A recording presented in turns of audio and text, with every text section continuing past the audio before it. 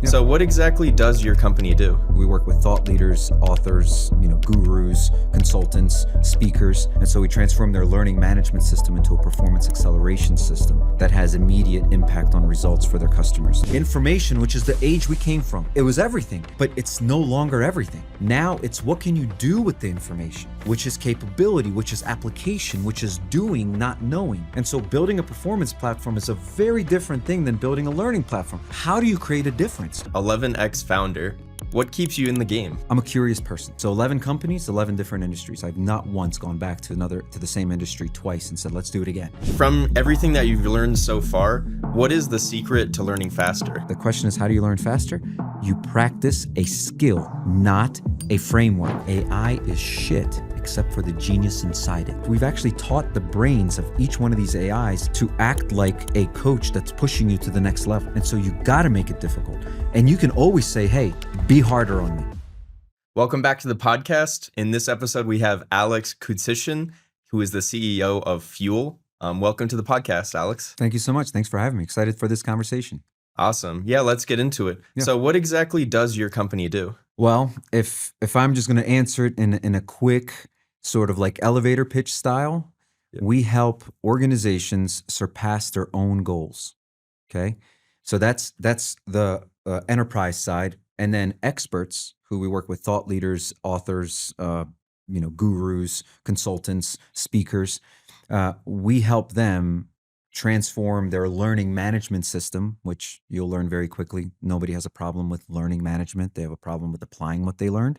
And so we transform their learning management system into a performance acceleration system that has immediate impact on results for their customers. And so those are the two audiences we serve, and ultimately we transform learning for memory to learning for mastery. Awesome.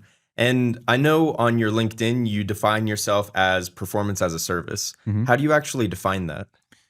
Okay, so performance as a service is something which is interesting because performance as a service is also PAS, AAS, but we changed the name to our platform to Performance Acceleration System, which continues to be PAS, which is interesting. So performance as a service, our idea there was, how can we become a performance as a culture partner to organizations? We first started with thinking about how do we build a platform where we bring together heart-forward experts. These are experts that are willing to answer your question because they can't keep it in here. They need to give it to you. They don't want to take it with them to the grave. Like, you asked me, I got to give it to you. Not answer it when you pay me $100 an hour, but answer it because you asked me and I can't help but answer it for you. So we built this platform with heart-forward experts who have all proven success and are practitioners today. Not somebody that did something years ago, like, look, I wrote that book, trust me, it's good, still works. No, these people are practitioners today, have customers all over the world, from Fortune 10 to startups, right? And they're helping everyone. And so when we first launched this, we're like, look, we will bring together these heart-forward experts, take their brilliance and allow organizations to use a combined effort of experts. Rather than hiring a keynote, you now have access to 50 experts just like that you can use their recorded content, or you can actually hire them for live interactive things through our platform. And so when we said performance as a service, that was the name for the tech. But our belief as who we were as a company was a performance as a culture company. And the entire intention of performance as a service is, how can we continue to drive performance up in every department? Not everyone always focuses on one department. Sales, right? It was like, help my sales. Yeah. And a company is not made up of one department. It's made up of a lot of people that have to be capable in each area. And so how do we elevate performance across all of those areas as a service, not as a, learning platform, but as a service? So that's why we incorporated live events. That's why we incorporated the ability to grab the expert and bring him in for a keynote, for a workshop, for coaching, for anything you need. Whereas all other platforms, if you think about it, it's always like, you get my expert on screen. That's it. Don't touch him, don't call him, don't email him, don't do anything like that. But what we found out, Luke, is that these experts want to talk to more people. They want to be hired by more people. So why are we keeping them hidden behind the screen? We should let the people that have enjoyed their content to go ahead and get access to them if they want more of them. And so performance as a service was, we can help any department because we have experts in every area, and as a service because they're accessible. It's not just uh, watch a video. It's, do you want more? And so that was the initial sort of concept with naming it PAS, PAAS, performance as a service. I see. Yeah. Awesome. That makes sense. Yeah. And so also I saw that you're an 11X founder. Yeah. What keeps you in the game? I'm a curious person. I'm just naturally curious. I think a lot of people have curiosity, but my curiosity has a driving force behind it. And I consider myself a builder and an innovator. And so what drives me is actually new challenges. So 11 companies, 11 different industries. I've not once gone back to the same industry twice and said, let's do it again. So every time we've solved something for a new industry. And what keeps me going, it's just fun. It's just fun. Like, what keeps, would every athlete keep playing if they could just stay young and keep playing the sport that they could play? Yeah. Yeah. Right. And this is my sport, like building businesses, which is really building teams. No founder builds a business. They build a team that go on to build a business. Although Medvi, as everyone that's listening, if you haven't heard of this name, Medvi, go look it up. 2 people building a $1.8 billion company, 2 employees, 1.8 billion, not in valuation, in actual revenue. So you used to have to build teams to build big companies, maybe not as much anymore, but I enjoy building teams that go on to build great products, great services. And so, what happens, Luke, is I go through life and I have a shelf like we have over here. And on that shelf are a bunch of ideas for new businesses. And I literally go through life and I go, oh, that's genius. Scratch it off the list, because it was on my list. I was like, I'm going to build, if nobody builds this, I'm building this next. And when I see it, I'm like, so like, for instance, I'll give you an example. For as long as I can remember, in my 20s, I was like, maybe mid 20s, I looked at car washes and I'm like, listen, everybody goes through a car wash. I'm like, it's just a car wash. Like, it's a genius business because we all buy cars. We all drive cars. And if we could find a way, like, it's a business that reinvents itself constantly. You had a car for 10 years, you get a new car. You get a new car, just like a barber shop, right? Mm-hmm. You're going to constantly cut your hair. It's not like you're going to stop. So a car wash is the same thing. And I said a long time ago, I said, car washes are missing a big opportunity. They're just these dirty, you go in, go out. Nothing. Car wash should have an experience in there. Like, it should be great. It should be simple. It should be a monthly thing that you pay for. You should be able to come in and sit down and wait for your car to get done in a comfortable place. Maybe they serve you coffee. And in Baltimore, where I lived before we moved to Colorado, a car wash like that opened up and it blew up. I mean, they went from one location one year to like 6 locations because it was brilliant. Everyone loved the experience. It was clean, bright colors. There was a place to sit. They had free cookies inside there, great music playing. It was amazing. I was like, so what do? Scratch it off the list. No reason to do that anymore. It's beautiful. Somebody has done it. Every venture that I go into, it's got to be something that has not been solved for yet well. Might be solved for, but not well. Let's go fix it and do something interesting, something new. But if it's been solved well, just check it off the box and move on, right? That's so what keeps me going, what keeps me motivated is just novelty, something new, something different, challenging. When people go mountaineering and they love climbing, that's what I just want to reach the next peak. So I want to reach the next peak, and I want to reach the next peak with more ease than the last peak, and the next one with, let it be higher, but let me get there easier, right? Yeah. So that's what keeps me going. Yeah. I also saw that you're a 3-time exit. Yeah. So what are some lessons learned from all of those exits? Oh my gosh. Take the largest number. That's my advice for anyone listening that's going to go through a sale. Do not listen to what VC and PE firms that are going to be listening to this too. But take the largest number. Everything they promise and all the things they're going to do for you, it's all the same. From the smallest number to the largest number, they act the same. So just take the largest number. Like, don't let somebody smooze you into something that's going to be the same no matter who you go with. So that's lesson number 1. Lesson number 2 is be prepared for it to take time. Like from someone being interested in your company to you actually finalizing the deal, it, it's a long time. I mean, I wanted to fight it. I was like, come on, why? They like us, we like them, just sign the documents. And from the moment somebody has a paper just like yours in front of you and says, we just have to sign here, it'll be months before you actually sign. Like you already have it all written up and it's still months. And so that's another lesson is be patient. Be patient. It's okay. If it moves slow, nothing is wrong. That's just how these things work. The other big thing is that they are absolutely life-changing events. Exits are life-changing events. I mean, uh, obviously you can go through a small exit, which is fine, but exits are life-changing events. And what I can say is be smart. Take your advice that you probably got from your parents and those that have been in this experience of life before, which is put money away, save it, invest it. Don't just go bananas and pay off everyone's bills and buy everyone houses because you have some money. Just be smart, right? And so those are the three things. But patience is a big part of it because it's very easy to get impatient when all of a sudden somebody's got a really big number in front of you and you're like, today? And they're like, no. I'm like, tomorrow? And then it's a year later, right? But that's just how these things go. And so make sure you're taking, here's another piece of advice. Make sure you're taking care of your business in that time. They are waiting for you to drop the ball so that they don't make a mistake in their minds. They're waiting for you they want to buy your business. They want everything to be rosy and rainbows and butterflies, but they're also waiting for you to drop the ball so they can pull out and be like, okay, we dodged the bullet, which is part of the strategy of taking that long, right?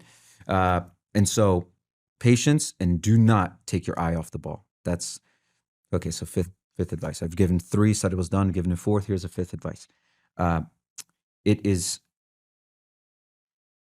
going to be more complicated in getting what they want to see than you think.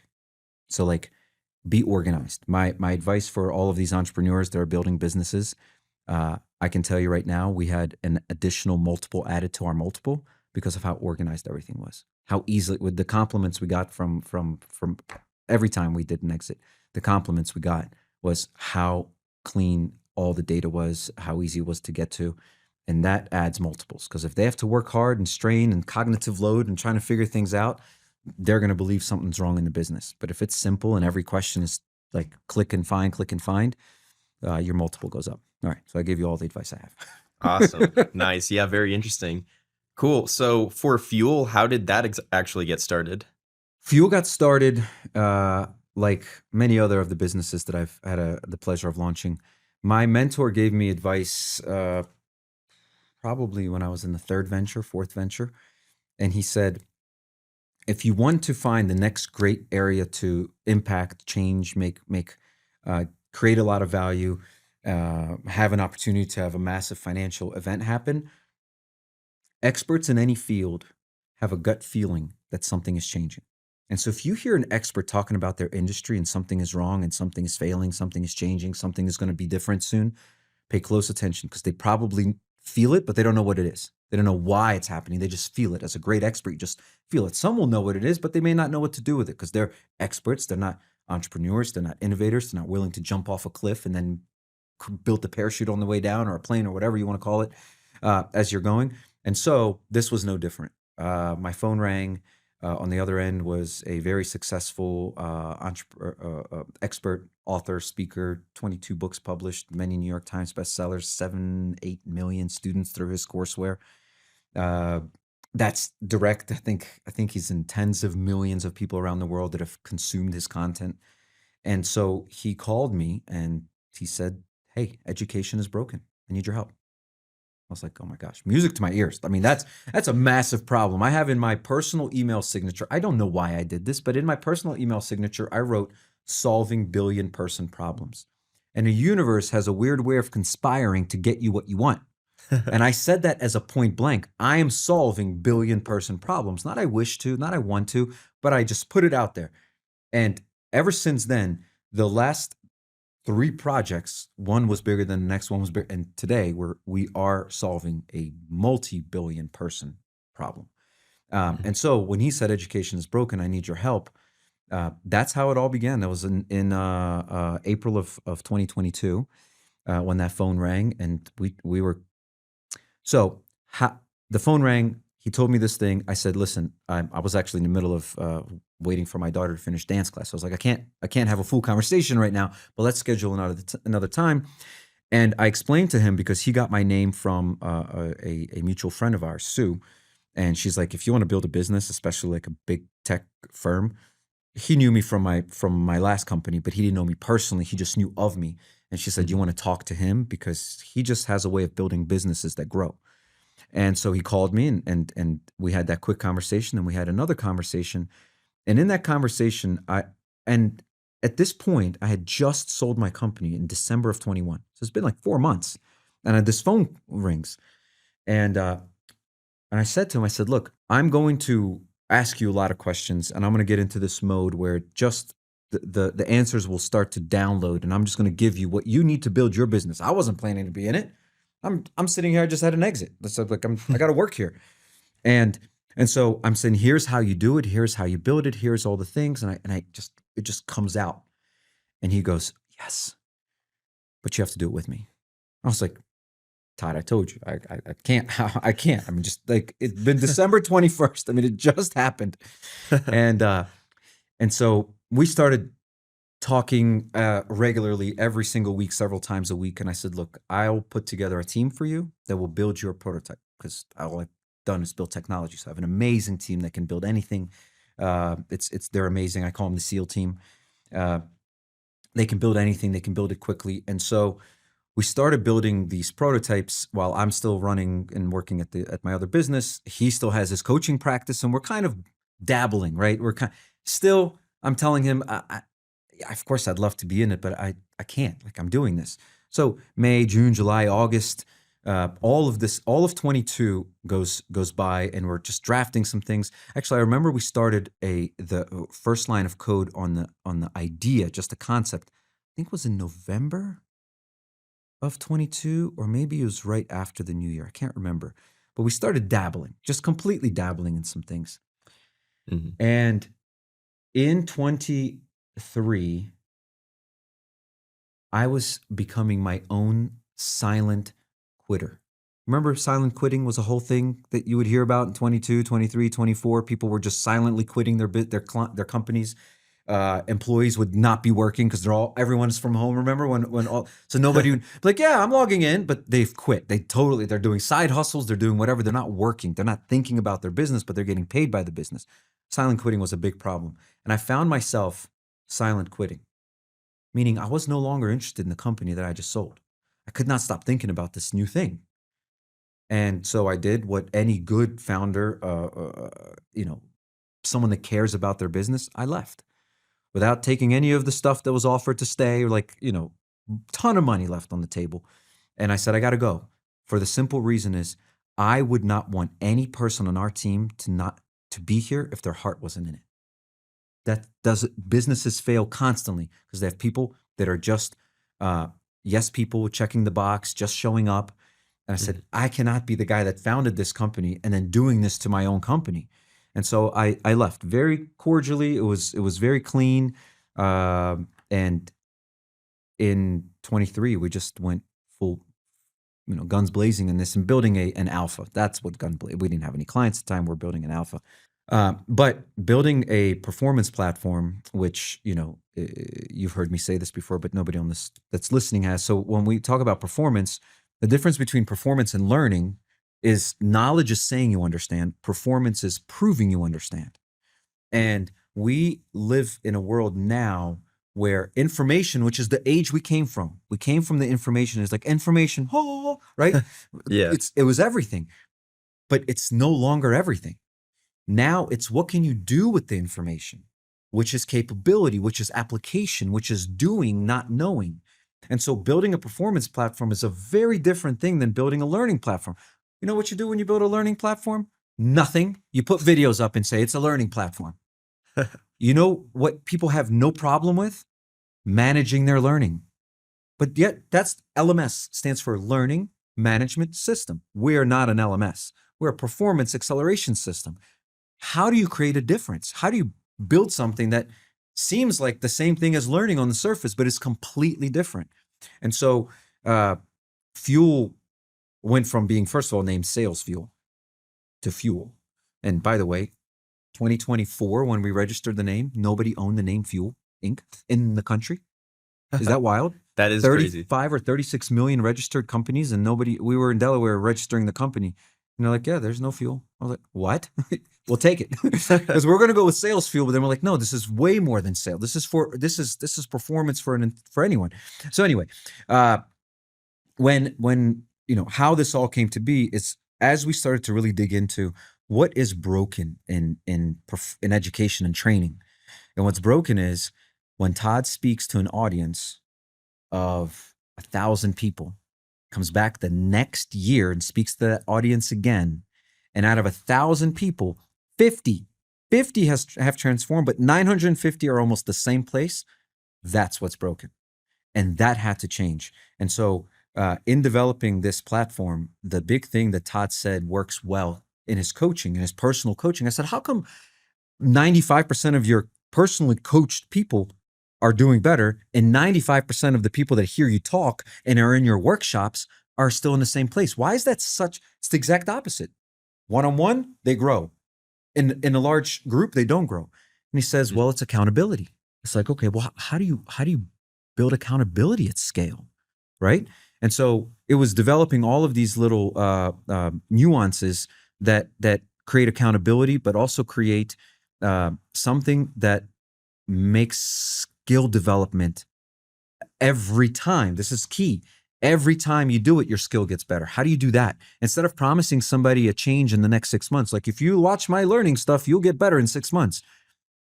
That's a broken model too. Why 6 months? Who invented? I'll give you another example of education that's broken. How come we go to school for semesters? Who said this topic right here is going to take you 4 months to learn? Who decided on this time scale? Like when? Yeah. Where individuals who are self-learners do the same thing in days. What takes people months, these people learn in days or weeks. And so we realized that all of the timing was off. And we're talking to a guy that's written 20 books. He's like, oh my gosh, yes. Yeah, I don't know why. He used to say it too. He's like, well, in 3 weeks, you'll be able. I'm like, why, Todd? Why 3 weeks? He's like, I don't know. I'm like, yeah, what if we said in 10 minutes, you'll be able to do this better? It's like, oh. And here's what it comes down to, Luke. It comes down to muscle, okay? This is a muscle. These are muscles. This is a muscle. And if you're in the business of using your voice for anything to run a business, manage people, work in a team, be a parent, you have to be able to practice that muscle. And the only way that muscle works is by repetition and practice. But no, that's not how it works. That's how it gets better. But what we discovered in building this platform is just repeating something doesn't guarantee you improvement in that thing unless there's an expert that's guiding that practice. And so how did Fuel come to be as it is today? We realized that we can't teach for memory. We got to teach for mastery. And we can't let people practice things just for practice. They need to be deliberate.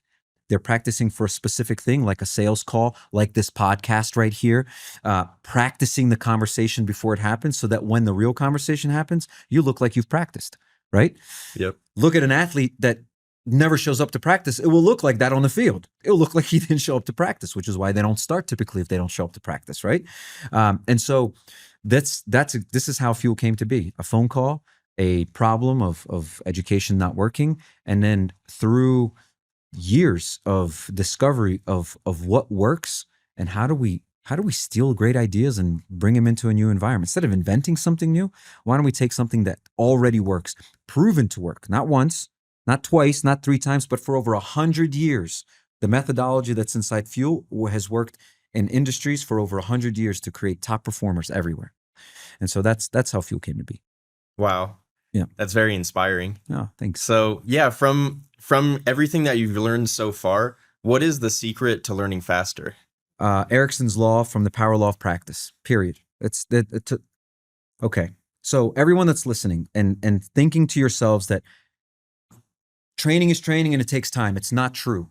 Okay. The reason training today takes a lot of time, is because we're teaching concepts, frameworks, and ideas. Just think about, let it sink in for everyone. And I'm gonna keep going, but just Think about this. Every expert you've learned from in the last 30 years teaches you a concept, a framework, an idea of how this will work. And they go, here, now you do it. But this is giant. It's a concept is a giant thing. An idea is a giant thing. What do you mean it's an idea? How big? Any idea is a giant idea until you start to break it down into little pieces. And you cannot get better through big ideas. You can only get better through micro improvements in a skill. So let's go back to the two industries that have for over 100 years, and everyone can go look this up for themselves, for over 100 years have only improved performance in what they do, sports and military, right? Nobody here goes, let's go back to the 1960s when the military was really good. No, right? Nobody's here arguing, fighting for the NFL to go back to 1990s and have players play like they did in 1990. No, because the 2026 athlete is way better than the 1990 athlete, okay? So why? How is this possible? What are they doing? And how come those two industries work in every language and on every piece of land on this planet? Think about that for a second.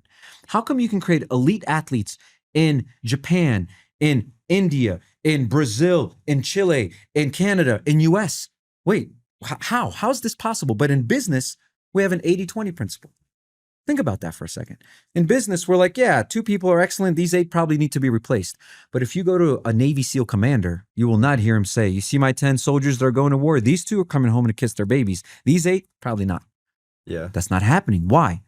It's not even a thought that somebody as in the special forces would not know how to do their job. But yet in business, it's expected that 80% won't. That in itself creates the challenges that we're facing in business and training. Okay, so if we go back to the question of how do we learn faster? Since for the last 30, 40 years when learning and the information age is around, all of these experts were like, information age. A concept is a piece of information. A framework is a piece of information. A strategy is a piece of information. So all of these experts were only following what the age was asking for, which is come up with great information and give it to us. And then we expect to transform, but we can't transform. Not with that. But here's how the question is, how do you learn faster? You practice a skill, not a framework. Here's what I mean. When I go to basketball practice, my coach does not teach me basketball. Basketball is a big thing. He teaches me how to dribble. Then he goes, here, you do it. Think about that concept for just 1 second. A coach shows you how to dribble, and before he goes on to dribble between your legs, behind your back, hook shots, dunks, he gives you the ball and says, dribble. Let me just make sure you know this part of it. And as a matter of fact, the coach isn't even teaching you the game of basketball right now. The coach is teaching you the pieces of basketball that you will put together when you're in the game, just like in the military. I'm practicing pieces. And then when I'm in the field, I know every piece because I've practiced it 8,000 times. So I don't have to think about doing it. I'm going to do it naturally, muscle memory. And so how do you speed up learning? Here it is. Here's the secret. When you learn a skill, stop and go apply it. Stop. Somebody says, here is the question you ask every time you do a cold call. Stop right there. Go practice that. Do not learn another concept. Do not be like, all right, that's good. And then what do I say after that? And what do I do? Stop. Because it will not stick. It's too much information.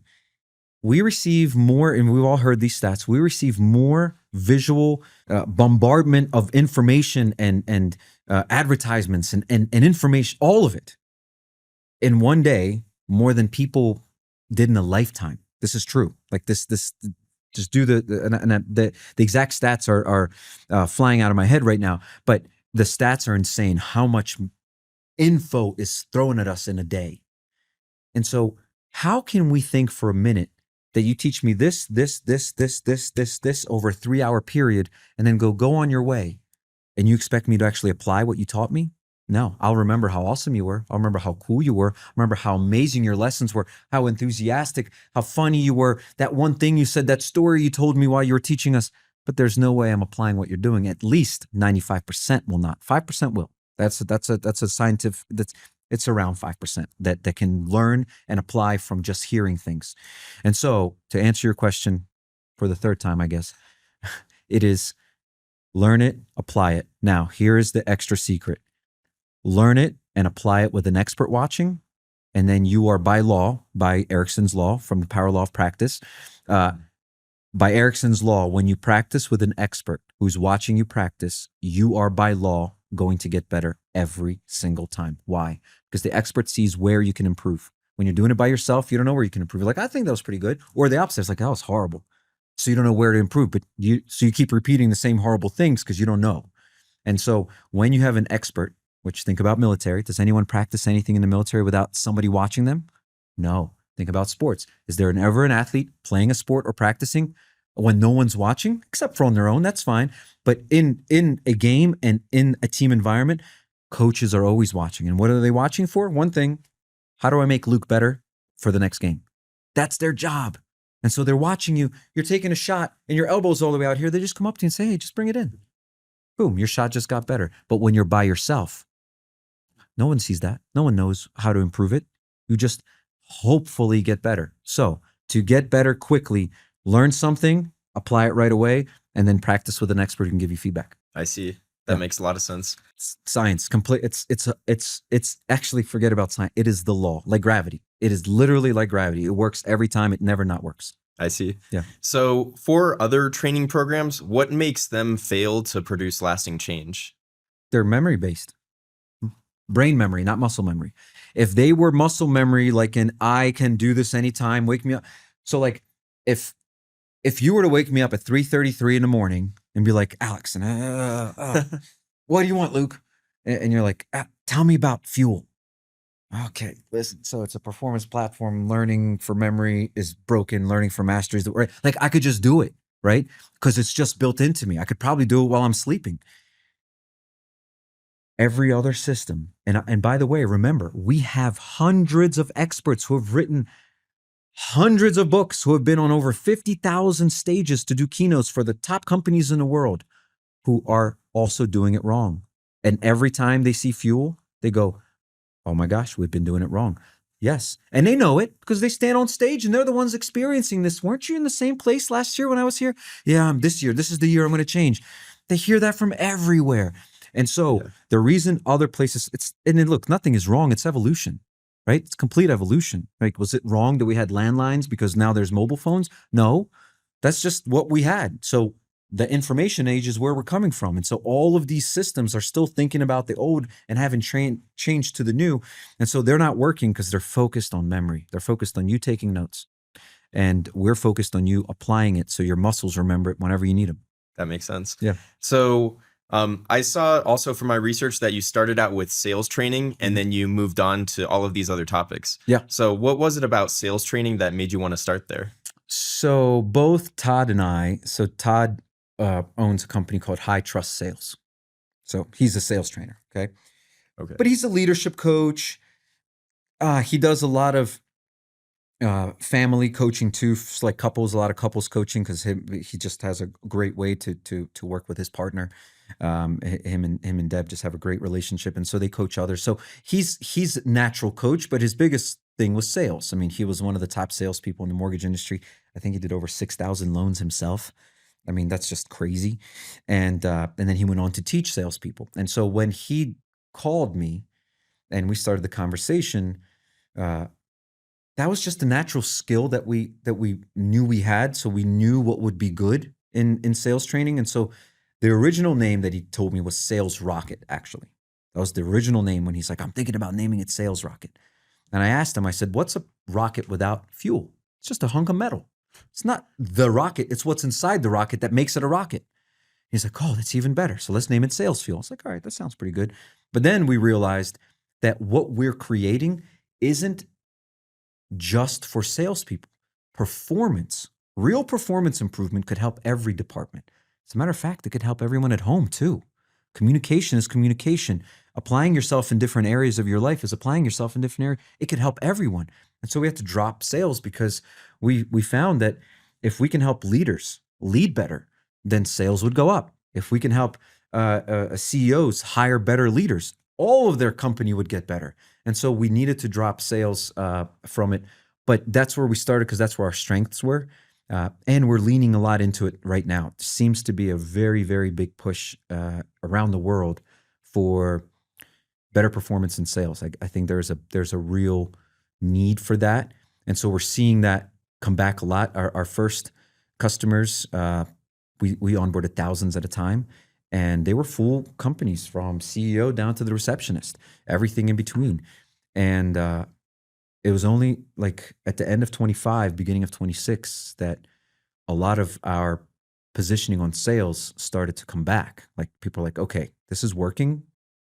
Can we just focus on our sales team? Like we really need that to get better. And so we're doing a lot of sales things now, and it's fantastic. However, we had to drop sales because performance is performance improvement can help anyone. I see. Yeah, very interesting. Yeah. So yeah, you have all of these courses now. How do you decide what courses should be created? I mean, we keep our ear to the ground. We're paying attention to usage. We're paying attention to what people are how they're reacting, the comments they're leaving, the feedback they're giving us. We're also paying attention to the market, what's happening in the market. If we see a shift that would require some specific content to come out quickly, we'll move in that direction. So it's analytics, it's data. Some of it is gut and heart and thinking that this is going to be important. Like we have a ton of meditation, a ton of mindset, a ton of personal self-awareness, self-reflection stuff that's in there, and it was devoured right when we came out. I mean, you could just see at the end of 25 where people's minds were at. It was incredible. Our system could predict that people were having a tough time because the stuff that was being consumed is like worthiness, how to talk to yourself and be proud of yourself, and how to, or let go of things that are holding you back, stress relief stuff. That was like, people were just consuming that like crazy. That was towards the end of 25. And remember how hectic it was at the end of 25. I don't think people remember how crazy it got. Like world was difficult in 25. Everyone was looking for 26. Like you remember at the end of 25, it was like, please, 26 can't come fast enough. And our system shows us that, yeah, people are a little less stressed. It's picking up again. We're actually seeing the meditations going way back up again right now. Probably for a good reason about what's going on in April of 2026, that people are uncertain about their future and all these layoffs and the wars that are going on. So people are being distracted, and you can see our system is going like, yeah, people are back to meditating again. And so we're paying attention. We're paying attention to the world. We're paying attention to our users. We're listening to people. And we have a proprietary approach to creating high quality content and turning it around in weeks. So we produce new content that goes live on the platform every single week. Every single week, new piece of content comes out. And it's usually because of what we are seeing or feeling, or our data is telling us time to come out. Now, Veterans Day, we're putting out things about veterans. Certain times of the year, we're thinking about how do we put something out that would grab people's attention, because it's what's happening in the world right now. So it's relevancy as well. But it's data, it's gut, it's relevancy. That's really how we look at bringing out content. Interesting. Yeah. And how do you decide who should be a good coach or a teacher here? So goes back to, love that question, goes back to heart forward first. We started with heart forward experts because what we wanted to do is we wanted to get people into the studio to record content and not come into it going like, oh, well, I am the prize and I'm going to dictate how this goes. And we're saying we're attempting at something that doesn't exist. And so we need you to be open to ideas and be open to rethinking the way your content was delivered before. Because we don't take people's content as it comes. We remaster it for performance. The difference is knowledge is saying you understand, performance is proving you understand. So you can't teach me like you wrote your book, because that's just for knowledge. I need you to make sure I can do what you're teaching me. So how are you going to teach me differently and then ask me a question, and I have to make sure I do the thing you asked me, and then we know I can do it. And so we had to remaster everything. So number one, heart forward, open people. Number two is you have to have proven content that scales. Meaning, look, if you had something that when you taught people doubled their performance, but you had to physically be there for all of that to happen, you can't be in the platform, because that's not scalable. If like Luke has to put hands on this project, can't put it into the platform. Which, by the way, LinkedIn Learning, all these other platforms, there's so many lessons out there that you couldn't do it without the expert. It's a mistake. Like, why are you teaching me this? I can't do it without you anyway. So it's just, you made me pay money on something I can't even do without you. So we wanted to create that as a rule. Like, your stuff has to be something that people can just go, oh, I can do that. Perfect. So that's two: heart forward and proven content. And to this day, we still follow the exact same methodology. Got to have proven content. We've added one third caveat: have proven content, heart forward, and now we're looking for people who actually have a not just great content, not just still in the market, but you also have a following. Like there's an audience that can't wait for the next thing that you're going to do. We didn't have that before, and we have amazing experts, and the platform is doing incredibly well. But now we're also looking for those people that can influence an audience to shift towards performance because they follow this person, right? So, if, uh, you know, for instance, let's just use Tom Ziegler, for instance, Zig Ziglar's son. Okay, he's on the platform. Tom has an audience that people follow. He does things and people are like, oh, that's fantastic. We want that type of person. Viral Workman. I can just keep dropping names for you of people that when they do something, people follow them. Mike Staver. So that became the third piece of it, is because we want to impact billions, we have to start bringing in people who have an audience. They're like, yes, because that's when you get sort of this snowball effect. And you started up the mountain with a little pebble, and by the time you got down the mountain, it's just a giant ball. And the only way to do that is if you pick up audience along the way. But we're not getting away from heart forward. We're not getting away from proven. We just added a little layer of, we would like you to have an audience that listen. You have a bigger megaphone, right? That's kind of the thing. So that's how we decide. Awesome. Walk me through a real example of maybe a salesperson who is underperforming, and then they found Fuel and got the training, and then they were able to perform a lot better. Yeah, and it's not just salespeople. I would tell you leaders. I will tell you customer-facing roles in general. So without even bringing in like a person and saying their name and saying what happened to them, here's what happens, okay?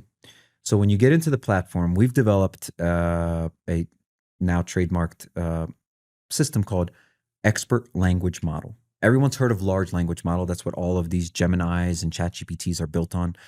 Some people may have heard of small language models, which are just limited. We built an expert language model. What's that? That is, if Luke is an expert in something, how do we get something that is as perfectly replicated as Luke as possible? How Luke would answer questions, how he would ask questions, how he would push. Most models that are AI based are very supportive of the user. No matter what they do, it's like, yeah, very good. That's a great idea. Oh, but wouldn't this be better? Oh, you're right. That would be better. Or wouldn't this? Yes. And it's always very supportive. But experts aren't very supportive when they're coaching people. They're the exact opposite. They're like, no, that's wrong. They'll just point blank say, that's wrong. Let's fix that. But all these other models that you go to, they don't say you're wrong, right? They're like, okay, we'll support you in whatever you've decided to talk to me about. And so we first had to build this expert language model, which we've now perfected and constantly getting better.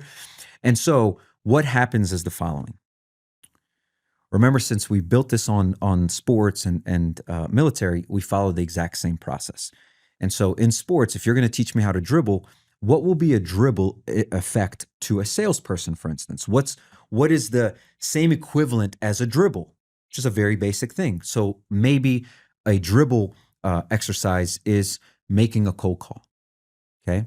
So when somebody logs into Fuel, they choose one of the experts. We have experts from all over the world, but you'll use Todd, for instance, my co-founder, who's also in the platform because he's a coach.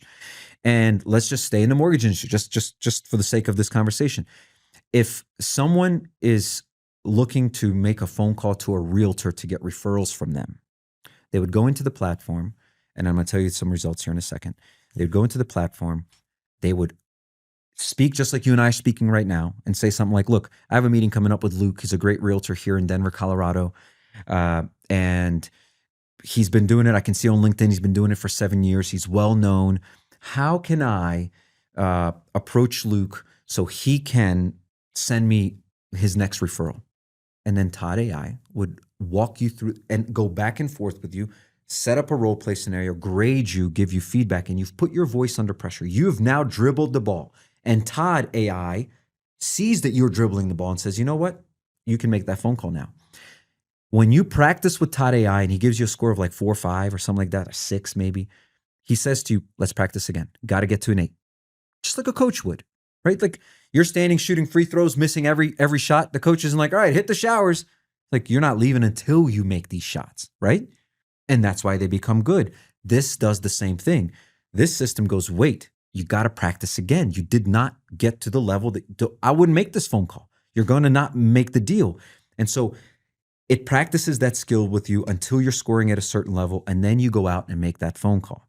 Result wise, man, it's stupid incredible. And it makes me want to cry because for the first time ever, we have a way to actually help anyone that applies this will get the results that everyone is getting. The same results LeBron James gets. LeBron James has a coach. Can he beat his coach in basketball? 100%. But he still has a coach. Why? Because the coach sees how you can improve by 1%. And that's exactly what this system does. It helps you improve every time you use it, bar none, every single time. So from first use, you will be better. Not 6 months promise, same day. You will be better at it same day. Results, we're seeing people improve their results, their performance, the output they're getting from their own job by 50%. Not 10, not 5, not 18, like 50%. And they're doing it in such a way that their entire life gets better. We hear people say the number one thing everyone says to me about why they love Fuel is the confidence they have now. Like, I feel so confident. Like, I did a role play, and I've been doing this for a great story from a Fortune company. I won't throw out their name. From a Fortune company, Fortune 100 company, sales leader, not even a sales rep, sales leader, a manager of people, goes and inside his own report that he sent us, he's like, before I started this role play with this system, I was at a 3 confidence. It was a tough conversation he had to have with an employee. Okay, they would change some things around, and he had to deliver the message to several people. And he has done it before, fumbled it completely, a lot of mess. It just didn't feel good, didn't go well, lost a couple of employees because of it, good people. And he's like, I can't do this. And he says himself, I was at a 3 going into this conversation. By the end, he said, I'm at a 9. My confidence is at a 9 to have these conversations now. Luke, it took like 2 days. 2 days for him to go from a 3 to a 9. This is a senior leader. This isn't, I'll tell you another one, another Fortune company. 40 years this senior leader has been at this company, 40 years. He called me at 8 o'clock at night. It was 10 o'clock his time because he's on the East Coast. 10 o'clock at night, I was like, oh my gosh, something's going on. Why is an executive from this big company calling me at 8 o'clock at night? I know it's 10 for him. And he says to me, he's like, Alex, I have a big meeting tomorrow. I can't log into my system. I need to practice. I was like, for real? He's like, yes, I have a big meeting. I need to get these marbles out of my mouth. I really need to practice. And it was a user error. He used an old email, not the new email. He's like, I can't log in. We're like, what email are you using? He's like, but that's not the email on file.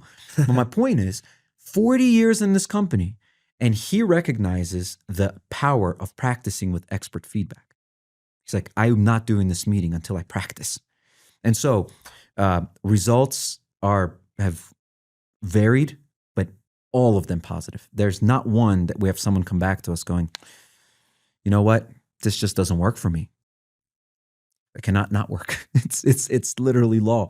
And so we're proud of how well it's helping people. It's just one of the biggest rewards you can see is just the immediate transformation. Yeah. So with these different skills that you're teaching, so for example, public speaking, or if you were doing cold calling, I know a lot of those are in the moment where you have to react within milliseconds in the real conversation. So how do you simulate that type of environment so that people can get good practice? And maybe we'll throw a demo onto this so people can see it. Like if there's the video portion of this podcast, so they can actually see how that happens. Yeah. 30 seconds, like play a little video after this or something. Yep. It simulates the complexity, the quickness, because we've built the expert language model to do that.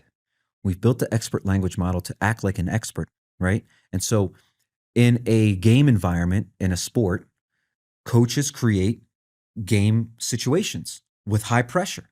They simulate it completely.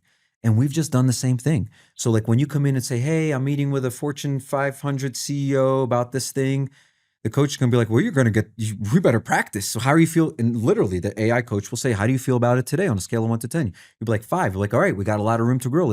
And you'll hear the AI coach say, we're going to get you to 10. Think about that. It's not a, it's my favorite thing to say about AI. AI is shit except for the genius inside it. That's it. AI is nothing except for what is in it. And our AI has nothing but genius and experts in it. And so, how we simulate that is we've made that part of the experience. We've actually taught the brains of each one of these AIs to act like a coach that's pushing you to the next level. And so, you got to make it difficult. And you can always say, hey, be harder on me, right? Make it more complex. I want a 10 out of 10 challenge. Be a jerk. Okay. Ask me off the wall questions when we're into this. I want to be pushed to the limit on this. And they will. And unlike the other AIs, they're not just going to be like, well, that's a good point. You did that right. No, they'll be like, no, you did that wrong. Let's try it again. And so the how's in the programming, right? We make sure that it's going to treat you, the learner, like a coach would, which is a real coach really cares about the person they're coaching to be better. They're not in it like, now you owe me $500 for that. That's not why they're doing it. They're doing it because they want to see you walk out of there and achieve something, win gold medal, break records, whatever it is. That's why coaches coach. And so we've built the system to just act the same way. I see. And how do you make sure that the AI is matching what the instructor would have actually said? So it's taken us years to get this right, to understand how to use AI to match the same personality style as the coach themselves. And we're only getting better. I can't say that that's a perfect system yet, but it's better than it was, and it's constantly getting better. And from the results it's producing, it's working incredibly well. But we still think it can get better. It's through training. So, like, if you're inside the system, Luke, and you get access to your own AI, we always give you a chance to play with it, and you can be driving down the road on the app and practicing or talking to your own AI, and it answers something in a way you wouldn't have answered. All you do is record a voice note for us. Like, hey, I just asked this question. It answered this way. I would never answer that way. Here's how I would answer. Click, send it to us. We'll update the system so that it's more and more like the expert themselves. So they're constantly updating it. We don't have one AI that's just been built, a year ago and just sitting there. Every one of them have been updated. Several, like, constantly being updated with ways to make it more like the expert themselves. So they put in new content. They'll challenge their own questions. All of those things happen. Are they also looking at how they're actually interacting with the students and reviewing that? And then whenever there's like an answer from a student that they wouldn't necessarily agree with, they add that as feedback? That's it. Exactly right. Constantly. Yeah. Great. So it's like, look, this is why we wanted to make it as real as possible. So we just had this happen with a coach who had a great event, and a lot of information came out of it. And he's like, hey, this recording, I wanted to replace this recording from before because this is way more relevant than what I did 3 months ago. And so we're just constantly updating it with more relevant things. So it starts to be more like the person today, not the books they wrote 8 years ago, right? And so, yeah, everything you're saying, that's exactly what happens. Just keep listening to how it works and make an update. Interesting. So at a high level, how exactly does the AI work? Are you using like a vector database to store things, or just as plain text, or what exactly does that look like? So I'd probably need my engineers to answer those questions in detail for you. We've built the model in house. I mean, it's something that we've built over time ourselves. We have a logic base that we use ChatGPT's logic, right? So that you can understand words and know what they mean, right? So using the logic as the back end there. Mm-hmm. But everything, all the modeling, all the way that it answers, everything has been built in-house. And a couple things on the technology side. So, like, we never feed the large models, right? So everything that you practice doesn't go and tell Chat or Gemini or somebody, oh, this is what this company is now practiced, like, update our model. So everything stays closed in our system. And everything is also encrypted. I think that's an important thing to explain to people, is that you can't get the best results if somebody doesn't feel safe to be honest, right? If I'm afraid that my manager is going to hear every word I say, I'm not going to say every word I want to say. So we needed to have a closed system from the managers too. Like, I need to practice my way. Now, the question might come up like, well, how does the manager or the leader know that they're doing well and where they can improve? Well, we can summarize things. We can say, hey, Luke did this for this amount of time. His average score was this. And here were the areas that the AI thought they need improvement. But I don't need to tell you all the words, right? Because if I'm doing a stress management conversation with someone stressed out, this is at home, this is at work, I have to be honest. I can't go back and forth with someone that's trying to help me, which, by the way, on AI, if you've looked, you know what the number one use case for AI? Mental health. People are using it constantly to talk to someone, right? Whole different conversation, Luke, we can have about that. But we needed them to be comfortable because that's very important for people to have safety to be themselves. Otherwise, they can't grow either, which is another problem with corporate training and development. You're typically in a room. You're typically in a room with other peers. And you know what we hate being? Embarrassed. We hate embarrassing ourselves. So we'll just keep our mouths shut, or we'll say what I know you want to hear, and there's no growth in that. So the actual technology and all of the details of how we built it, you're gonna have to interview my engineers for that one. But I know that our approach from the beginning was we don't want to use the large language models. So we want to build something that looks and acts like you, like the person, and won't answer any question just because you asked it. Like our system will not answer questions that the expert doesn't know. Like I can't ask Tom Searcy, who's an expert in large sales, right? 7-figure sales. Can you help me bake a cake? What's the best recipe? He's going to say, I don't know that. Straight up. Like you ask him, help me rob a bank. I don't know that either. I don't know how to help you with that. So we never fall into a situation where somebody's like, your AI helped me commit a crime. Never happened, right? And so I can answer that part of the technology, but I can't get into all the tech stuff. I just honestly don't know all the details behind it. Yeah. So, Greg, don't kill me. So up to this point, you've talked about all of the advantages of the AI. Where do you see AI falling short that it could improve in the next few years? I don't think anyone's ever asked that question. Where can AI improve? I mean, look, it's almost scary to make a prediction because it's changing so quickly. Mm-hmm. I can tell you a couple things. So, one, our position, I think everyone needs to understand this. We still believe human first position. Remember what I said earlier. AI is nothing without the genius that's in it. Absolutely nothing. It's only as good as the information that's in it and how somebody programmed how that information will work on itself and with itself. I think the improvement of AI is just more continuing to make it easier to use. I think it's going to become more powerful. I think it's going to become more, dare I say, don't anyone yell at me for this one, dare I say, becomes more intuitive, right? I know that's a complete separation between technology and humans, is that natural intuition. But I think AI will get better at going like, I know where you're going, why you're building this. Can I make a suggestion, right? And I think it's already doing that. I think some of Claude is doing some of that, but I think that's going to become even more prominent, and it will start to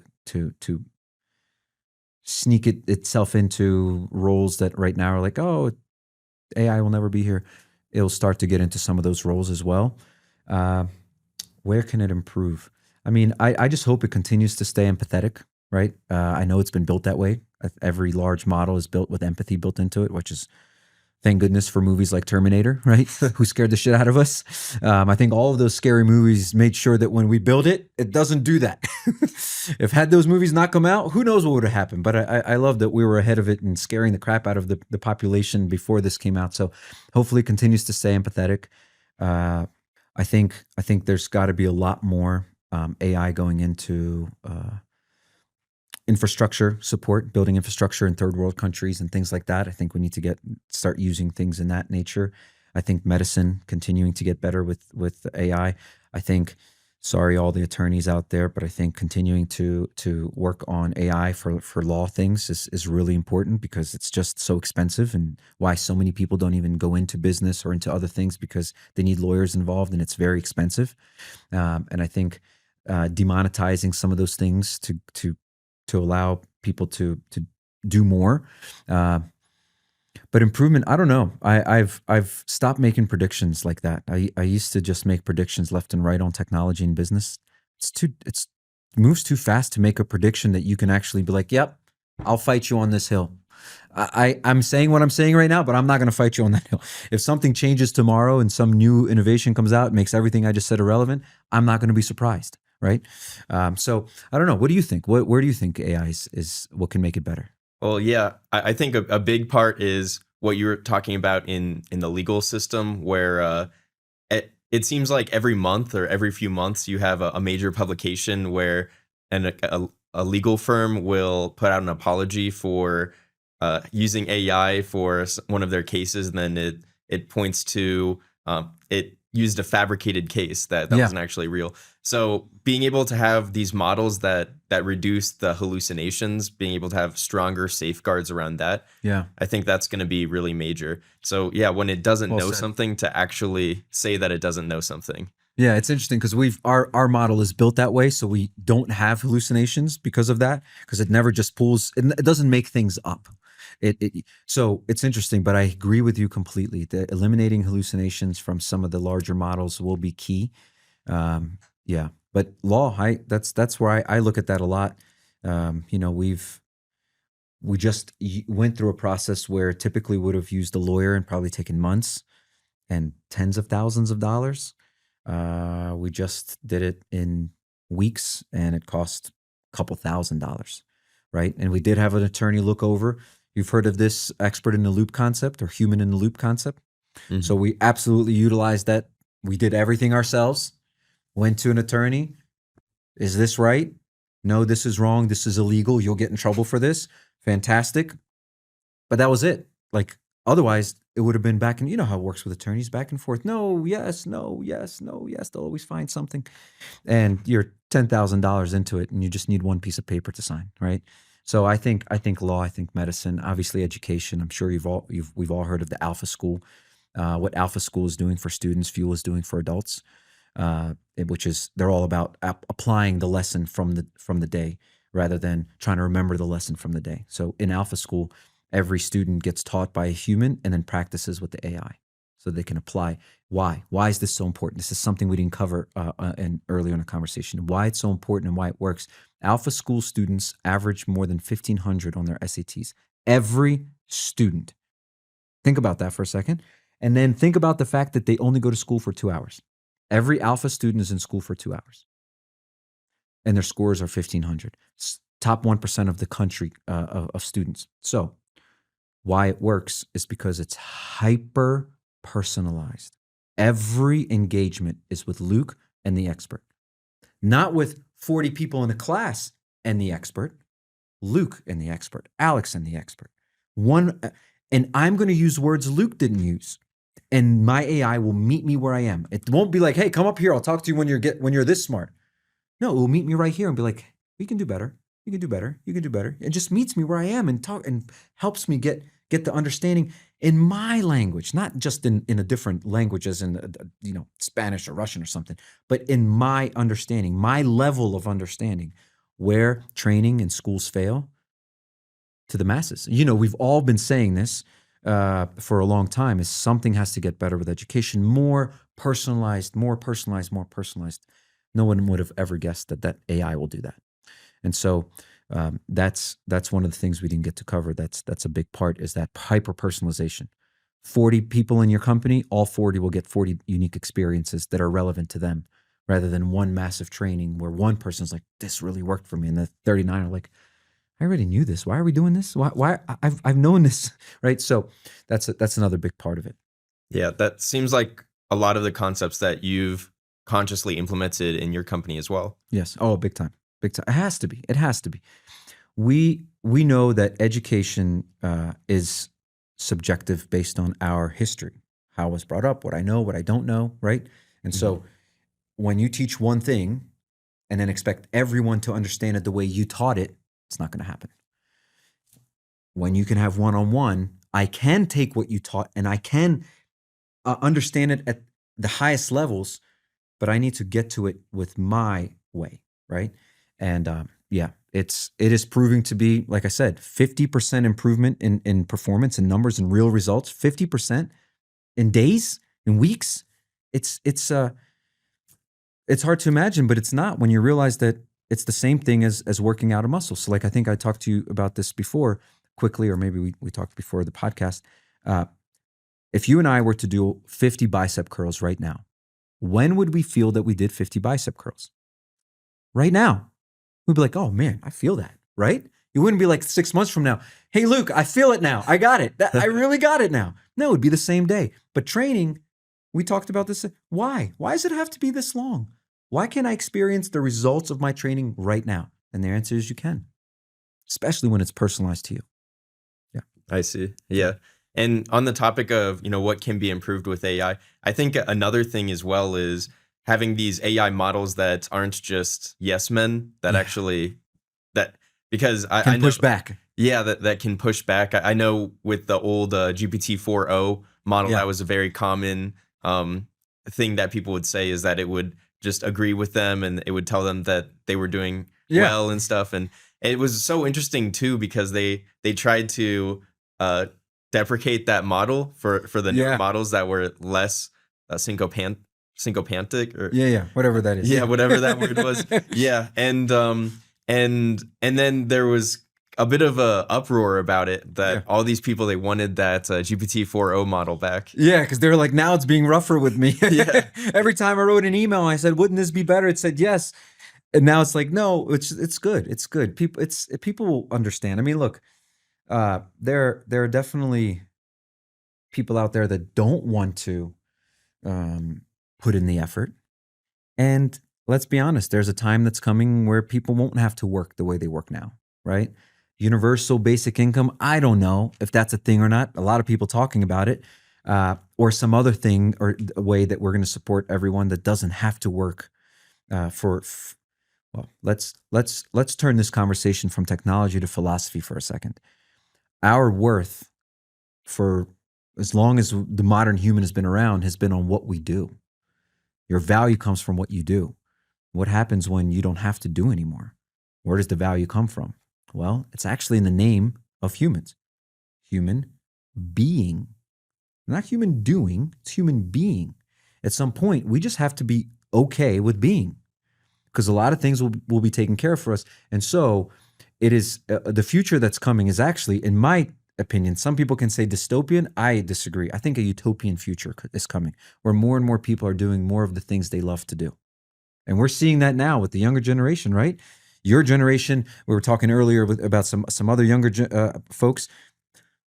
I told you about the girl, 23, 24-year-old girl that's like, I don't want to be a millionaire. I want to just live a comfortable life. I just want to enjoy. I want to walk my dog. I want to go hiking. I love all that. I never want to go work so hard that I don't have a life. That's being, right? That's being. And very soon, when many of the jobs and tasks that are taken care of by humans are taken care of by some automation, and we will be taking care of those people that aren't working, it's going to happen. We're just going to have to learn how to enjoy being. And I think it's going to be a fun future. Yeah. Yeah. And on that topic of UBI, I think my thoughts with that are that eventually we're going to need to get to that, but there's going to be this period of maybe 5 or maybe even 10 years where we're at the point where we need it, but there's going to be so much discussion and debate about how it should be implemented, who should get the UBI, should everyone get it, how much should it be, that there's going to be so much debate that there's going to be this lag of 5 or 10 years where it's going to be very jolting for some people. It is. It's going to be interesting. It's in 2019, I think, I was sharing with my friend and my wife a concept about where I think the future could go. And I was thinking about it as a movie. I was like, we should write a script for this. And in this vision, in this movie idea, organizations are making so much money because of automation. They're just stockpiling billions and trillions of dollars that they'll never use. And in this vision, it's like, if we give, this is my opinion, of course, if we give the government the control for UBI, we're going to have problems. I believe this, and everyone fights me on this saying, no way this is going to happen. But I believe it will be up to the enterprises to create a universal support system for people that are no longer working. So, for instance, Fuel goes on to make $100 million a year in revenue with 12 employees, right? That means there is 500 people that didn't get hired. That's 500 people not getting a salary to put back into the economy. And we look at our bank account and we got $500 million in cash sitting there. What's the point? Staring at it, be like, oh, my pile just got taller. I believe we are going to start seeing, especially with the great hearts that are coming into the planet now and people who are caring about people more than capital and capitalism. I think we're going to see a lot of technology companies, ours included, B corporations. I'm sure you've heard of B corporations, right? They're all for giving back. Huge businesses for profit, but they're designed to make money and then support the world, right? That's what B corporations do. I think we're going to see a lot more B corporations. And I do believe on the universal basic income, if we can get good-hearted people who are running enterprises to think about, okay, I didn't hire 500 people, but I could pay for 500 people's rent or food or something else, right? And I think it really can be a world where you live without expense if you're not working. And then if you are contributing, then you have more things you can do. But I believe there is definitely, it's going to get to that. And I hope the private sector has a lot to do with it, that we don't depend on governments to come up with this, because what you just said is exactly right. It will be like, test this, try that, figure this out. It's the government, I think, is just going to mess it up. I really hope somebody like Warren Buffett, right? Somebody like that kind of big-hearted person, groups of them come together and go, look, between our companies, we have $2.8 trillion in cash. What is it for? Like, what is this a trophy? Like, what are we going to do with this? You own every house you can own, every yacht you can own. What now? Like, what's the point? One of my favorite articles I just read was a billionaire on his deathbed. And he said, laying there, he's like, I had a lot of money, I made a lot of money, and I looked at money differently. But laying here on my deathbed, I realized that my $3,000 watch worked as well as a $30 watch. My $150,000 car was just as good as a $40,000 car. My 50,000 square foot home was as convenient or my 3,000 square foot home was as convenient or more so than my 50,000. And so I think we've all been going to bigger. And I think we're about to see like, wow, we don't need all this waste. Like it's going to start coming back. And I really do hope that successful enterprises flood the market with funds to take care of the people that no longer need to work. It's just they don't need to, like toll booth operators, right? Just don't need it. But they should still be able to live, So I hope that happens. Yeah. And so, maybe in the medium to long term, we have this concept of UBI, which is going to have to be implemented somehow. But then what are your thoughts on the job market and the businesses, the startup market in the short to medium term? I think we're going to see an explosion of micro entrepreneurs, a complete explosion. I think we may have talked about this too before this. Yep. I think there's going to be a flood into franchises. I think there's going to be a flood into network marketing, MLMs, things like that. I think there's going to be a flood into all products and services that have been proven, but I can do it on my own, right? I was working here. I had a salary. Okay, I don't have a salary anymore. I now see this product that's being sold all over the world. And if I can bring it to people I know, I can make a good living at it. I don't have to invent it. I don't have to build a business around it. I can just take it and bring it to market. I think that's going to be huge. I think any trade, plumbers, electricians, contractors, all of that, you're about to see competition through the roof. I think a bunch of people are going to go, I don't need to earn $350,000 a year anymore because that's too stressful and I'm not going to go for that kind of job. But you know what? I can cut grass. I can I can work on people's hedges and bushes and weed whack and all that good stuff. Make myself $70,000, $80,000, $90,000 a year and be happy. And all of a sudden, all those people who own landscaping companies are going to see like, wasn't I doing your lawn and now you have a business that does this? Yeah, I think it's going to start happening. So micro entrepreneurialism, I think, is going to blow up. And I think people where we all live beyond our means over the next 20, 30 years, you're going to see people living at or below their means, like unnecessary to go above their means because they're going to have everything they need. case in point, each of our phones in our pockets takes care of so many things that 30 years ago, you'd have to buy each separate thing, right? This for this, this for this, this for this. But now with one, I get it all. And I think the demonetization of things is going to make it easier for people to live at or even below their means and not stress the way that they're stressed. So that's what I believe is going to happen. Micro entrepreneurialism, I think, is going to explode. That's what I think workforce is going to I think you're going to start seeing less and less organizations with 150,000 employees, right? And more, that means more people will need to go do some things that are smaller and enjoyable for them. Yeah. What are your thoughts? Yeah, I think that in an era like this, that a lot of the very large companies are gonna see a lot more competition much more quickly. So Agreed. smaller companies, maybe a 5-person company or a 20-person company, would be able to create some of these services that previously could have only been provided by these very large companies. And supported by very large companies. Now they can be supported by smaller companies too because of AI, right? We talked about this Medvi and what's the competition they're really going after. I think it's Hims is the other one that's doing this delivery. And Yeah. Hims has 2,700 employees and Medvi has 2. Right? So this is exactly the incumbents, right? It's they're being challenged. So I agree with you. I agree with you.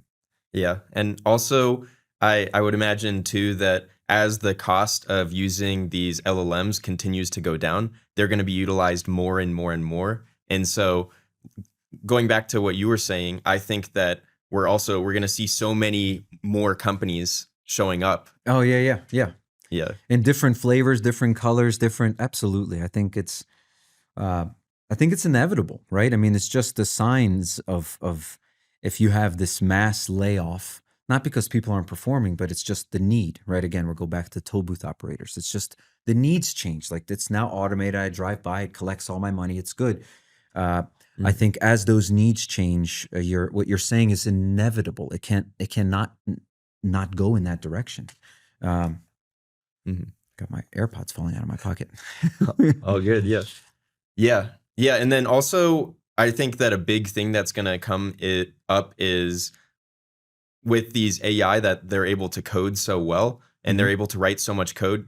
A single person can write thousands of lines of code in a day. So, Oh yeah. So now it's not a matter of being able to write code. It's about being able to know and decide what code should exist.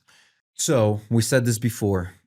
The future belongs to the creative, the capable, and the emotionally intelligent. If you're creative and you have access to tools and you can just come up with things and then something can write 1,000 lines of code for you, fantastic. Just remember, there's going to be another million people that are being creative and doing that at the same time. That's why the trades are so important, right? If somebody wants to earn a great living, go into the trades. That's really good.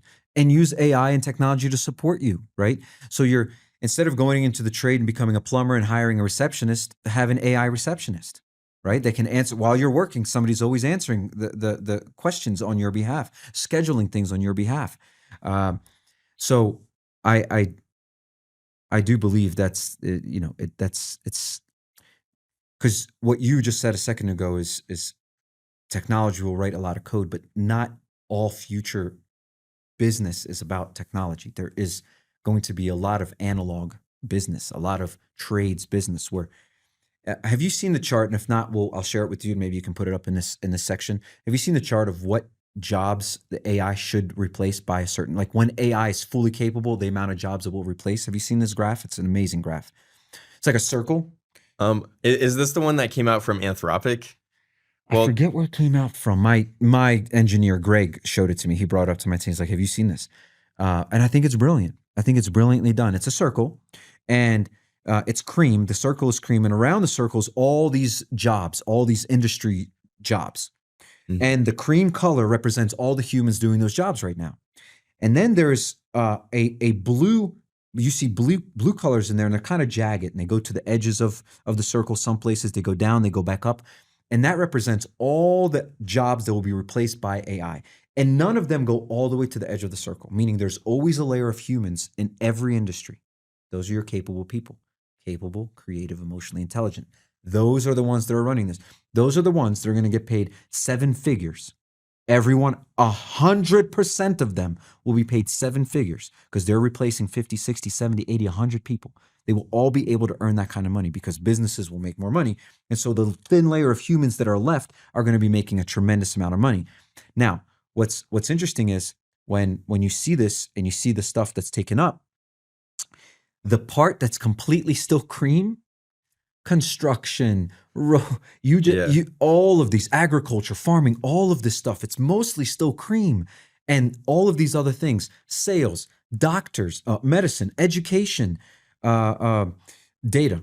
Data is the closest thing to the edge of the circle. Like that little bit of human left, because it's true. Like, what do you need analysis done by a human when this thing does it in seconds? And then in the middle of it all is a red color. And the red color represents what's already done by AI. And it's only about 12%. It only takes up 12%. But what's interesting is because all of these agricultural areas or everything hands-on is still cream, you're going to see that's where people are going to start going. They're going to start migrating. If I can't work at Lockheed Martin anymore, I've been there for 15 years or whatever, and I have this skill that nobody needs anymore, what am I going to do? The things that anyone can do. But if I can do it better than anyone, then I still have a chance in that area as well, right? If I am going to be a contractor or a plumber, but I'm a really good plumber, I'm going to have, again, well, it becomes meritocracy. It's like, how well can I do the thing that I say I'm good at? Where today, there's still a lot of people that do shitty jobs and you still hire them and you still use them. That's going to go away too. Mediocrity is going to disappear. Why would anyone pay for mediocrity? Right now we do, because there's sometimes we don't have an option.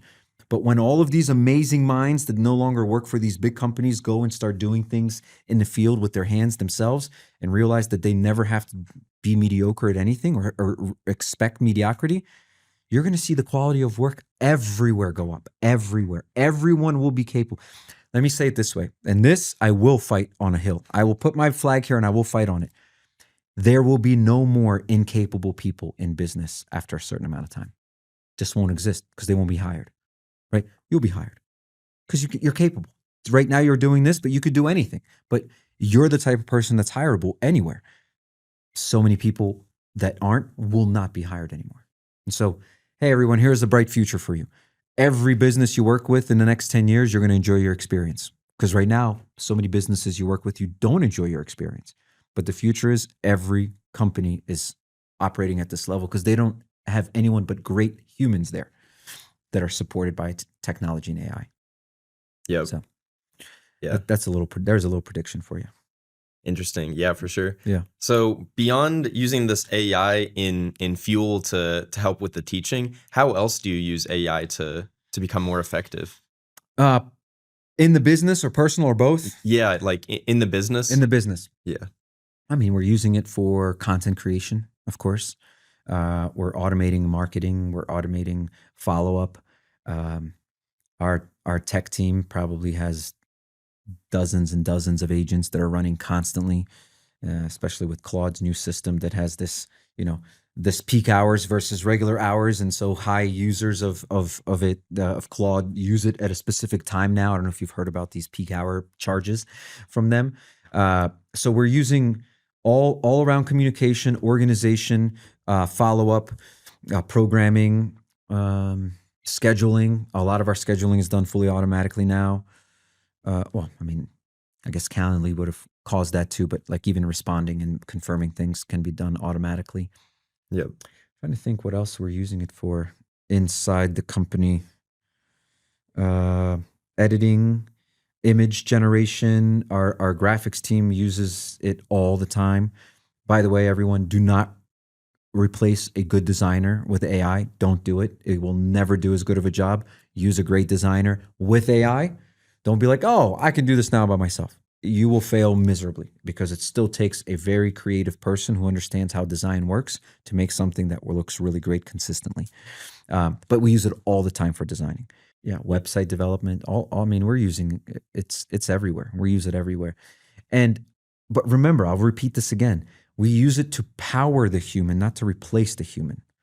At least in our company. I believe in building teams of stars in every position. This comes from Patty McCord, I think is her last name, from Netflix. She wrote a book called Powerful, and in there she said, "How did Netflix become a giant?"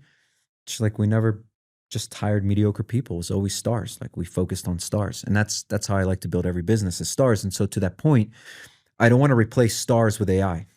Irreplaceable. A star is freaking irreplaceable. Uh, but support that star with AI, and all of a sudden you don't need to hire another 7 people. You just have that one star who's supported. And high performers like to work at certain levels that when they start working with people that are working at a different level, they're frustrated. And so, yeah, we're using AI everywhere, but it's all to support just output, better quality output, better results for our clients, better results for their clients and their employees and things like that. So we're using it everywhere. Yeah. On that topic of using AI for design, Yeah. I feel like I experienced that firsthand with trying to use AI to help me create thumbnails for my videos, where I just never would be able to do it as well as an expert at it. And in the AI, I could like create it, take a screenshot, send it to ChatGPT, and then it would tell me things to change. But then those things that it's saying to change are completely arbitrary and So, you got to have an expert. I mean, it really, listen, everyone, if you're an expert at something, your value just went up. It just went up. If you're a human expert, your value went up. Here's a warning to anyone that wants to become an expert at something that are going to be competing with experts right now. So like programming, don't go to school for programming. Marketing, don't ever go to school for marketing. Business, don't go to school for business. Like those are the things you don't need to go to school for. You just need to start doing them. It is truly, if you're an expert in something right now and you're hearing this and you're alive and you're practicing that, your expertise is more valuable than ever because somebody needs you to apply that expertise on behalf of 30 other people. One person for 30, which is why they're getting paid hundreds of thousands and millions of dollars right now. And they're doing what seems to be like basic things, but they're doing it in place of 20 other people. So my point is, become an expert and know how to use all the tools that are out there. And here's another thing, skill stack like a mofo. Skill stack, I'm telling you right now, skill stack meaning don't just become an expert in one thing, be like, this is all I know how to do. I don't know how to do anything else. Know how to do it. Know how to do the thing that somebody else is supposed to do for that thing. Know how to do the thing on the left side. Know how to do the thing that 2 people below would have to be doing. Know how to do it all because you probably can, right? With the help of systems and tools, you could do it all, even if you don't want to, but you can, and that's what makes you invaluable. So that's just a piece of advice for anyone that's looking to career and catapult their career, is learn how to use the tools and learn how to use some other skills and how to apply some skills. Don't be like, I'm just a graphic designer. Our designers write code. Our designers use AI. Our designers do videos now. They're not just a designer. They're an entire team because they're experts, right? They know all those things. They just, in the past, they couldn't do them all because it took too long. But now it's not too long. And so my advice for anyone that's looking for career advancement, skill stack. Learn some things that are in the periphery of what you do. And it's like, oh, I can do that too. I got that. I can do it. And just be a one person wrecking crew in the thing that you're an expert at. Yeah. On the statement that you said about how don't go to school for coding, isn't it ironic how the people, the first generation of people who were taught coding since they were kids, now they're growing up, they're adults, and then now the advice is to not do the coding, not go coding. Don't go learn it. Don't go pay for it. Yeah. Learn it on your own. If you're going to do it, don't spend $200,000 learning it at a college. That's not going to work. And I have nothing against colleges as an idea, but the execution of a college right now is starting to get a little absurd, right? We got to focus on skill building and not memory building, which is what happens a lot in colleges.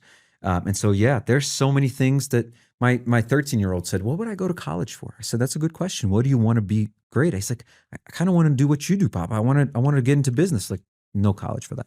You don't need any college for that. There's way more in the market, in the field experience that you can get for business than you would ever get in college. And so I think colleges are going to transform too. I think it needs to happen. They make way too much money Mm. from, check this out. This is crazy. They have one of the worst report cards of all businesses. What's a report card in a business? I serve you. You go and go, hey, I love how this company served me. I really enjoy their service. It really helped me in my life. How many people have gone through college and are still in debt because they can't pay it off because they haven't earned enough money? More than earn enough money. Think about that. It is a failing model for years and years and years, but the price keeps going up. Failing model. Where in the world can we have a failing model, but the price keeps going up? I'm yet to find an example. Yeah. Where is it? But it keeps happening. Like it's, the college that my brother went to was $36,000 a year when he was going. Now it's like close to $50,000. But the failure rate is just as much from people who graduate. They still don't do anything. And so it's mind blowing, and it's got to change. And it is. I think it is changing. I mean, we're one of the companies that's helping it change. I think there's a lot of companies that are coming out and organizations that are saying we have to do something. Like I'm going to school for marine biology, but I just took a media course because I had to check a box to take this course. What is that? You know what that box meant? $1,000. That's all I did. Spent $1,000 on something I will not use as a marine biologist, but I still got to do. And I know there's people that are going to be listening to this and say, Alex, you can't talk about colleges like this. It's a very important part of the foundation of the United States. And I think it's time for it to change, right? Still keep the concept of it, which is making people capable to do the tasks that they went to school for. If you stay focused on that, great. But if you stay focused on this, which we all know is where the focus is right now, it has to change. Awesome. Yeah. I see we're running out of time here, but I want to wrap it up with one more question. Sure. So what's next for Fuel? What do you want to accomplish in the next 6 to 12 months? So Fuel has done a little pivot, but it's a great pivot because of all the experts we have. And all of these experts have these big hearts. And they've turned to us and said, help us help our people more. And what we realized is that is the direction we want to go. We're building this platform. We've got all these experts, and then we go to these enterprises and says, put your people on there. What we're really saying is your people should talk to these experts, right? These experts should help you apply this, meaning them and their technology, their AI, what we've built for them and all their lessons and courseware.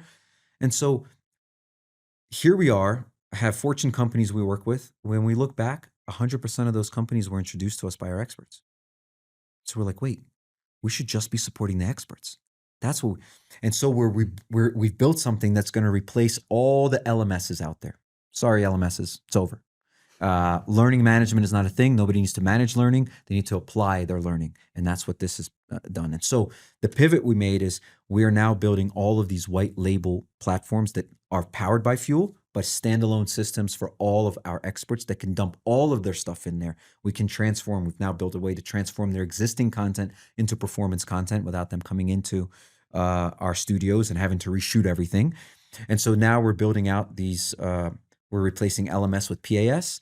And so the future in the next 6 to 12 months, we'd like to have hundreds of white label replicas of Fuel powered by the expert that's teaching whatever it is, from sales to leadership to parenting to finance to marketing, you name it.